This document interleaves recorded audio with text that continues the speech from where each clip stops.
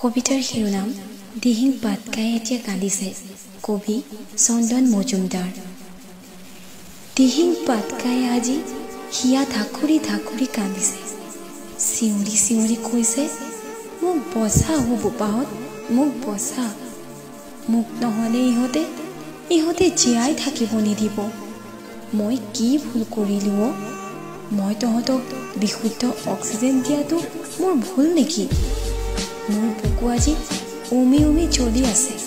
তহঁতৰ জ্ঞাত অত্যাচাৰ সহ্য কৰিব নোৱাৰি। আৰু কিমান সহ্য কৰিম ক? তহঁতবোৰে চিৰসেউজীয়া বনাঞ্চল ধ্বংস কৰিব শিকিছ, উদ্যোগপতি হৈছ, আৰু মোৰ বুকুৱে লৈছে তহঁতৰ বেয়া নিৰ্গত বিষাক্ত পদাৰ্থবোৰ। এইটো মোৰ ভুল নেকি? তহঁতে মোৰ বুকুত অশেষ কষ্ট দিছ। মোৰ বাৰীৰ কথা ভাবিছনে? জীৱ জন্তুবোৰ ক'ত যাব, কি কৰিব? মোক জীয়াই থাকিব দে অ বোপাহঁত, মোক আৰু অত্যাচাৰ নকৰিবি অ, মোৰ বুকুখন আৰু উদাস নকৰিবি অ। এয়াই তহঁতৰ মানৱ শ্ৰেষ্ঠ জ্ঞান নেকি? ধন্যবাদ।